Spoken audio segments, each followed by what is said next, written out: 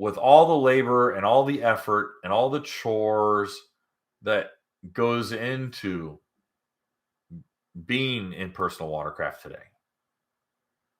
why are we doing this? Why are we spending our money doing this? Money's tight. Food's tight. Supplies are tight. Why are we doing this? I had a very good conversation with a good friend of mine who is he's a motorcycle instructor, hardcore motorcycle enthusiast. And to the point that he got T-boned on a Harley, and he's my age. We graduated high school together.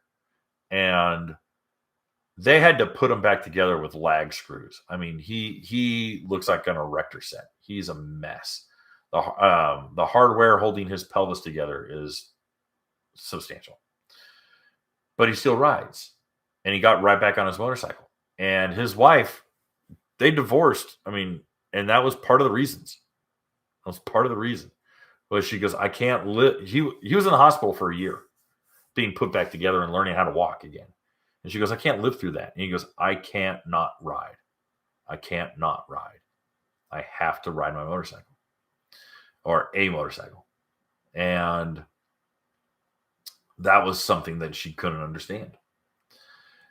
And I find people who have that same kind of emotional connection with an old car. It might be like the car that they built with their dad, or it was their high school car, or it was their grandpa's old pickup truck that, Grandpa raised me, and every summer I'd go out to his farm and we rode around in that old Ford F-150.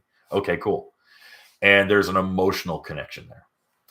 I have never found people who have had that level of emotional connection to a specific jet ski.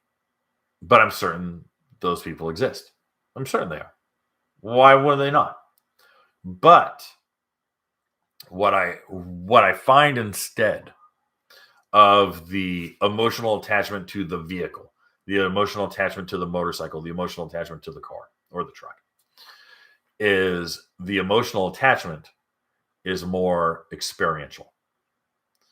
And the emotional attachment is, I find this experience, I find this time on the water, I find this heals me, or it calms me, or it energizes me, or it clears my mind, or it provides a therapeutic that isn't found elsewhere.